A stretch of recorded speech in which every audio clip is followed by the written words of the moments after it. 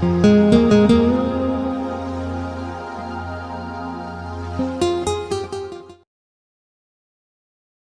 शुरू करता हूं मैं कहानी दीवाना शायर।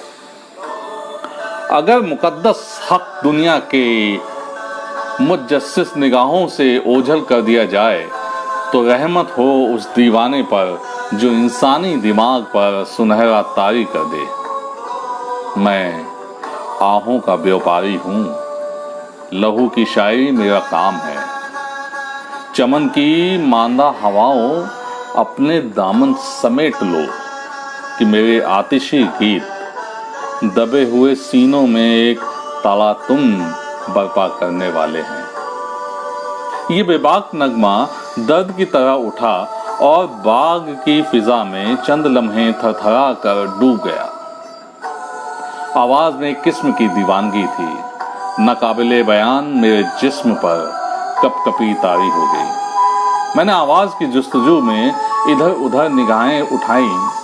सामने चबूतरे के करीब घास के तख्ते पर चंद बच्चे अपनी मामाओं के साथ खेलकूद में व्यस्त थे। पास ही 2-3 गंवार बैठे हुए थे। बाईं तरफ नीम के दरख्त के नीचे माली जमीन खोदने में मशरूफ था। मैं अभी इसी जुस्तजू में ही था कि वही दर्द में डूबी हुई आवाज फिर बुलंद हुई। मैं उन लाशों का गीत गाता हूँ, मैं उन लाशों का गीत गाता हूँ जिनकी सर्दी दिसंबर मुस्तवार लेता है।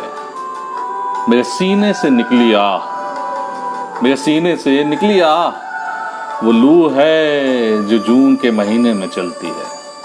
मैं आहों का व्यापारी हूँ, लहू की शायरी मेरा काम है। आवाज कुएं के अक्ब से आ रही थी। मुझ पर एक रिक्कत सी तारी हो गई। मैं ऐसा महसूस करने लगा कि सर्द और गर्म लहरें बायक वक़्त मेरे जिस्म से लिपट रही हैं। इस ख्याल ने मुझे किस कदर खौफजदा कर दिया कि आवाज उस कुएं के करीब से बुलंद हो रही है जिसमें आज से कुछ साल पहले लाशों का अंबार लगा हुआ था। इस ख्याल के साथ कि मेरे दिमाग में जलियांवाला बाग के खूनी हादसे की एक तस्वीर खिंच गई। थोड़ी देर के लिए मुझे ऐसा महसूस हुआ कि बाग में फिजा गोलियों की सनसनाहट और भागते हुए लोगों की चीख पुकार से गूंज रही है। मैं लरज़ गया। अपने कांधों को जोर से झटका देकर और इस अमल से अपने खौफ को दूर करते हुए मैं उठा और कुएं का रुख किया। सारे बाग पर एक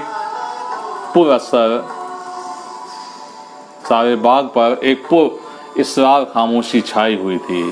मेरे कदमों के नीचे खुश्क पत्तों की सरसराहट सूखी हुई हड्डियों के टूटने की आवाज पैदा कर रही थी। कोशिश के बावजूद मैं अपने दिल से वो नामालूम खौफ दूर न कर सका जो इस आवाज से पैदा कर दिया था। हर कदम पर मुझे यही मालूम होता था कि घास के सरसब्ज बिस्तर पर बेशुमार लाशें पड़ी हुई हैं जिनकी बोसीदा हड्डियां मेरे पांव के नीचे टूट रही हैं। यकायक मैंने अपने कदम तेज किए और धड़कते हुए दिल से उस चबूतरे पे बैठ गया जो कुएं के इर्द गिर्द बना हुआ था। मेरे दिमाग पर बार बार ये अजीब सा शोर गूंज रहा था। मेरे दिमाग पे बार बार एक शेर भी गूंज रहा था। मैं आहों का व्यापारी हूँ, लहू की शायरी मेरा काम है। कुएं के करीब कोई मुतनफिस मौजूद न था। मेरे सामने छोटे फाटक के साथ वाली दीवार पर गोलियों के निशान थे। चौकोर जाली मुंधी हुई थी।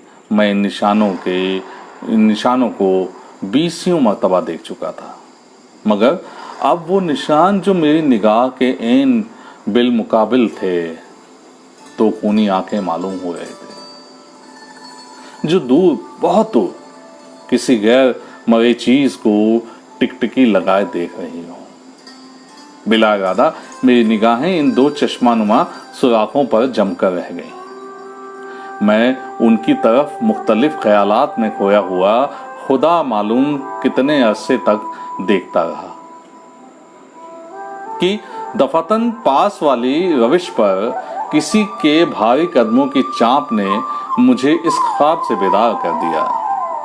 मैंने मुड़कर देखा, गुलाब की झाड़ियों से एक दराज कद आदमी सर झुकाए मेरी तरफ बढ़ा चला आ रहा है।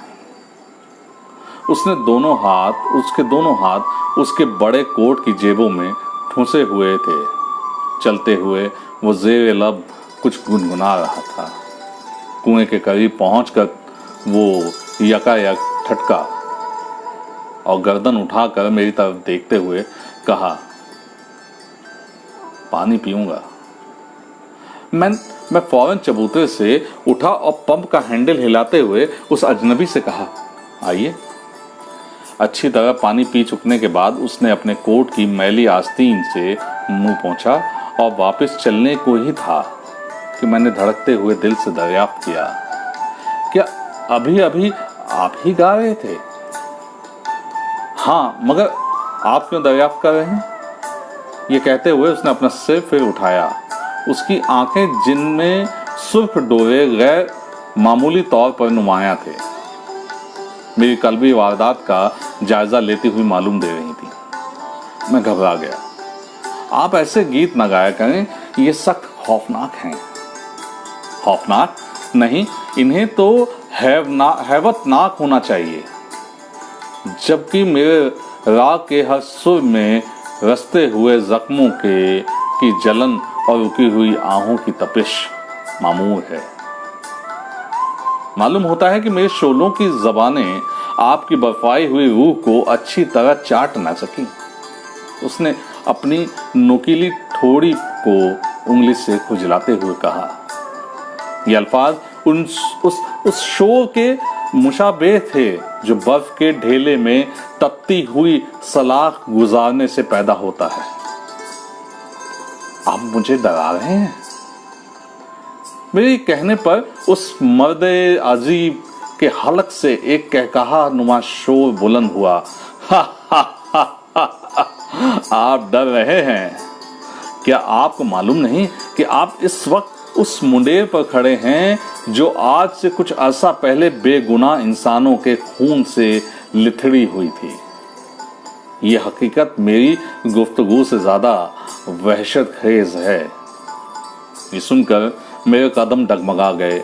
मैं वाकई खूनीन मुंडेर पर खड़ा था। मुझे खौफ ज़्यादा वो फिर बोला, थर्राई हुई रगों से बहता हुआ लहू कभी फना नहीं होता। इस खाक के जर्रे जर्रे में मुझे सुर्ख बूंदें तड़पती नजर आ रही हैं। आओ तुम भी देख लो। ये कहते हुए उसने अपनी नजरें जमीन में गाड़ दी। मैं कुएं पर से नीचे उतर आया और उसके पास खड़ा हो गया। मेरा दिल धक धक कर रहा था। दफातन उसने अपना हाथ मेरे कंधे पर रखा और बड़े धीमे लहजे में कहा, मगर तुम इसे समझ सकोगे ये बहुत मुश्किल है। मैं इसका मतलब बखूबी समझ रहा था। वो गालिबन मुझे इस खूनी हादसे की याद दिला रहा था जो आज से 16 साल कब्ल इस बाग में वाक़ हुआ था। इस हादसे के वक्त मेरी उम्र तकरीबन 5 साल की थी, इसलिए मेरे दिमाग में उसके बहुत धुंधले नक़ूश बाकी थे। लेकिन मुझे इतना ज़रूर मालूम था कि इस बाग में अवाम के एक जलसे पर गोलियां बरसाई गई थी, जिसका नतीजा करीबन 2000 अमवात थे। मेरे दिल में उन लोगों का बहुत एहतराम था जिन्होंने अपनी मादरे वतन और जज्बाए आज़ादी की खातिर अपनी जानें कुर्बान कर दी। बस इस एहतराम के अलावा मेरे दिल में हादसे के मुतालिक और कोई ख़ास जज्बा न था। मगर आज इस मर्द की अजीब गुफ्तगू ने मेरे सीने में एक हैजान सा बरपा दिया। मैं ऐसा महसूस करने लगा था कि गोलियां तड़ातड़ बरस रही हैं और बहुत से लोग वहशत के मारे इधर उधर भागते हुए एक दूसरे पर गिर रहे हैं, मर रहे हैं। इस असर के तहत मैं चिल्ला उठा। मैं समझता हूं, मैं बहुत कुछ समझता हूं। मौत भयानक है, मगर जुल्म इससे कहीं खौफनाक और भयानक है। ये कहते हुए मुझे ऐसा महसूस हुआ कि मैंने सब कुछ कह डाला और मेरा सीना बिल्कुल खाली रह गया। मुझ पर एक मुर्दनी सी छा गई। गैर इरादी तौर पर मैंने उस शख्स के कोट को पकड़ लिया और थर्राई हुई आवाज में कहा, आप कौन हैं आप? आहों का व्यापारी, एक दीवाना शायर।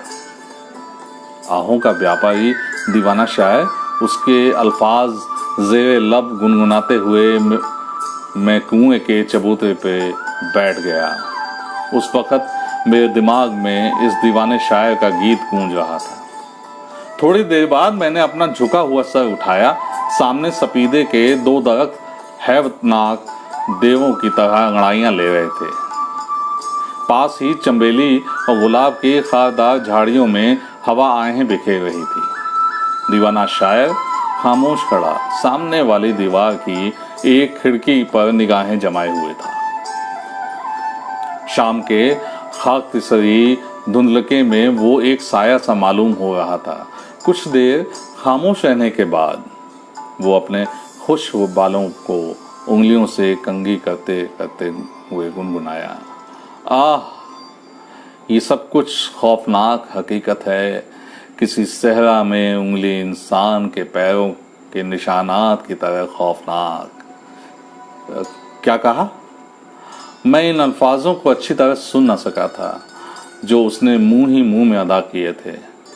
कुछ भी तो नहीं, ये कहते हुए वो मेरे पास आकर चबूतरे पे बैठ गया। मगर आप गुनगुना रहे थे। इस पर उसने अपनी आंखें एक अजीब अंदाज में सिकोड़ी और हाथों को आपस में जोर से मलते हुए कहा, सीने में कैद हुए अल्फाज बाहर निकलने के लिए मुस्तरिब होते हैं। अपने आप से बोलना उस उलूहियत से गुफ्तगू करना है जो हमारे दिल के पहनाइयों में मस्तूर होती हैं। फिर साथ ही गुफ्तगू का रुख बदलते हुए, क्या आपने इस खिड़की को देखा है? उसने अपनी उंगली उस खिड़की की तरफ उठाई जिसे वो चंद लम्हा पहले टकटकी बांधे देख रहा था। मैंने उस जानिब देखा। छोटी सी खिड़की थी जो सामने दीवार की खस्ता ईंटों में सोई मालूम देती थी। ये खिड़की जिस पर डंडा नीचे लटक रहा है? मैंने उससे कहा। हाँ, यही, जिस पर एक डंडा नीचे लटक रहा है। क्या तुम इस पर उस मासूम लड़की के खून के छींटे देख पा रहे हो, जिसको सिर्फ इसलिए हलाक कर दिया गया कि तरकशे इस्तिबदाद को अपने तीरों की कुव्वते परवाज का इम्तहान लेना था? मेरे अजीज, तुम्हारी इस बहन का खून जरूर रंग लाएगा मेरे गीतों के जीरो वम में इस कमसिन रूह की फड़फड़ाहट और उसकी दिलदोज चीखें हैं। ये सुकून के दामन को तार तार करेंगे। एक हंगामा होगा, सीनाए गीती शक हो जाएगा। मेरी बेलगाम आवाज बुलंद से बुलंदतर होती जाएगी। फिर क्या होगा? मुझे मालूम नहीं। आओ देखो इस सीने में कितनी आग सुलग रही है। ये कहते हुए उसने मेरा हाथ पकड़ा और उसे कोट के अंदर ले जाकर अपने सीने पर रख दिया। उसके हाथों की तरह उसका सीना भी गैर मामूली तौर पर गर्म था। उस वक्त उसकी आंखों के डोरे बहुत उभरे हुए थे। मैंने अपना हाथ हटा लिया और कांपती हुई आवाज में कहा, आप अलील हैं? क्या मैं आपको घर छोड़ाऊं? नहीं मेरे अजीज, मैं अलील नहीं हूं। उसने जोर से अपने सिर को हिलाया। ये इंतकाम है जो मेरे अंदर गर्म सांस ले रहा है। मैं इस दबी हुई आग को अपने गीतों के दामन से हवा दे रहा हूँ कि ये शोलों में तब्दील हो जाएं। ये दुरुस्त है, मगर आपकी तबीयत वाकयातन खराब है। आपके हाथ बहुत गर्म हैं। इस सर्दी में आपको ज्यादा बुखार हो जाने का अंदेशा है। उसके हाथों की गैर मामूली गर्मी और आंखों में उभरे हुए सुर्ख डोरे साफ तौर पर जाहिर कर रहे थे कि उससे काफी बुखार है। उसने मेरे कहने की कोई परवाह न की। जेबों से हाथ ठोंस कर मेरी तरफ बड़े गौर से देखते हुए कहा, यह मुमकिन हो सकता है कि लकड़ी जले और धुआं न दे मेरे अजीज। इन आंखों ने ऐसा समा देखा है कि उन्हें उबल कर बाहर आ जाना चाहिए था। क्या कह रहे थे कि मैं अलील हूं? अलालत, काश कि अब सब लोग मेरी तरह अलील होते। जाइए, आप ऐसे नाजुक मिजाज मेरी आंखों के खरीदार नहीं हो सकते। मगर मगर मगर वगर कुछ नहीं। वो दफतन जोश में चिल्लाने लगा, इंसानियत के बाजार में सिर्फ तुम लोग बाकी रह गए हो जो खोखले कह कहो और फीके तबस्सुमों के खरीदार हो। एक जमाने से तुम्हारे मजलूम भाइयों और बहनों की फलक शराफ चीखें तुम्हारे कानों से टकरा रही हैं, मगर तुम्हारी ख्वाबिदा समाअत में इर्तियाश पैदा नहीं हुआ। आओ, अपनी रूह को मेरी आहों की आंच दो। मैं इन्हें हसास बना देंगी, ये इन्हें हसास बना देंगी। मैं उसकी गुफ्तगू को गौर से सुन रहा था। मैं हैरान था कि वो चाहता क्या है और इसके ख्यालात इस कदर परेशान और मुस्तरिब क्यों हैं।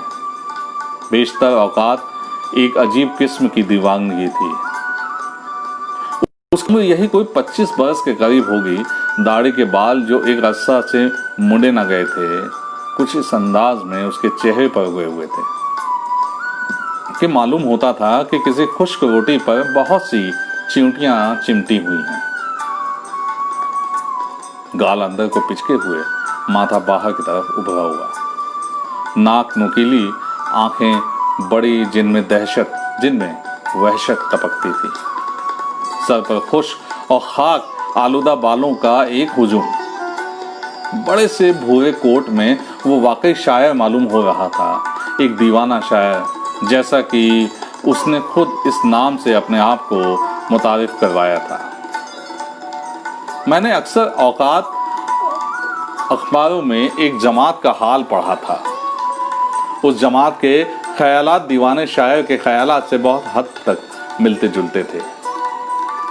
मैंने ख्याल किया कि शायद वो भी उसी जमात का रकन है। आप आप इनकलाबी मालूम होते हैं। इस पर वो खिलखिला कर हंस पड़ा।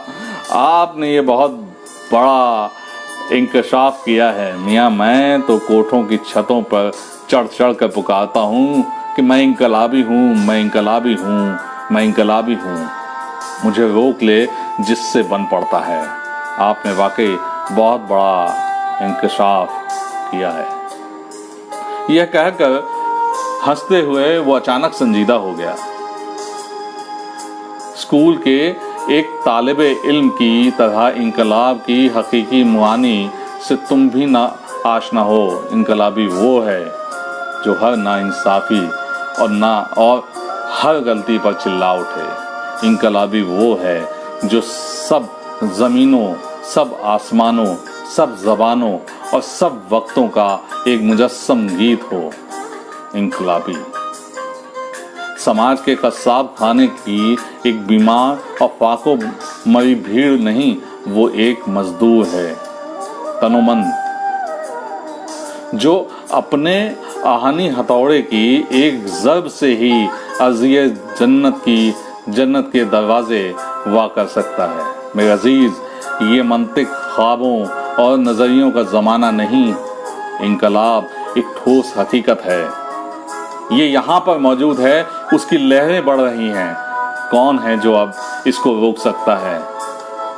ये बंद बांधने पर नहीं रुक सकेंगी। इसका हर लफ्ज़ हथौड़े की उस ज़र्ब की मानिंद था जो सुर्ख लोहे पर पड़कर उसकी शक्ल तब्दील कर रहा हो। मैंने महसूस किया कि मेरी रूह किसी गैर मरई चीज़ को सजदा कर रही है। शाम की एक तारीकी बददरीज बढ़ रही थी। नीम के दरख्त कपकपा रहे थे। शायद मेरे सीने में एक नया जहां आबाद हो रहा था। अचानक मेरे दिल से कुछ अल्फाज उठे और लबों से बाहर निकल आए। अगर इनकलाब यही है तो मैं इनकलाबी हूं। अगर इनकलाब यही है तो मैं इनकलाबी हूं। शायर ने अपना सर उठाया और मेरे कंधे पर हाथ रखते हुए कहा, तो फिर अपने खून को किसी तश्तरी में निकाल कर रख छोड़ो कि हमें आज़ादी के खेत के लिए इस सुर्ख खाद की बहुत ज़रूरत महसूस होगी। वो वक्त किस कदर खुशगवार होगा जब मेरी आहों की ज़दी तबस्सुम का रंग इख्तियार कर लेगी। ये कहकर वो कुएं की मुंडेर से उठा और मेरे हाथ को अपने हाथ में लेकर कहने लगा, इस दुनिया में ऐसे लोग मौजूद हैं जो हाल से मुतमईन हैं। अगर तुम्हें अपनी रूह की बालिदगी मंजूर है तो ऐसे लोगों से हमेशा दूर रहने की सही करना। इनका एहसास पथरा गया है। मुस्तकबिल के जां बख्श मनाजिर उनकी निगाहों से हमेशा ओझल रहेंगे। अच्छा, अब मैं चलता हूं। उसने बड़े प्यार से मेरा हाथ दबाया और पेशतर इसके कि मैं उससे कोई और बात करता, वो लंबे कदम उठाता हुआ झाड़ियों के झुंड में गायब हो गया। बाग की फिजा पर खामोशी तारी थी। मैं सर झुकाए हुए खुदा मालूम किस अरसा अपने ख्यालात में गर्क रहा कि अचानक उस शायर की आवाज़ रात की रानी की दिल नवाज खुशबू में घुली हुई मेरे कानों तक पहुंची। वो बाग के दूसरे गोशे में गा रहा था। जमीन सितारों की तरफ ललचाई हुई नजरों से देख रही थी। उठो और इन नगीनों को उसके नंगे सीने पर जड़ दो। उठो और इन नगीनों को उसके नंगे सीने पर जड़ दो। ढाओ, खोदो, चपड़ो, मारो। मैं आहों का व्यापारी हूँ, नई दुनिया के ममारों। क्या तुम्हारे बाजुओं में कुव्वत नहीं है? लहू की शायरी मेरा काम है। गीत खत्म होने पर मैं बाग में कितने अरसे तक बैठा रहा, ये मुझे कतई याद नहीं। वालिद का बयान है कि मैं उस रोज घर बहुत देर से आया था।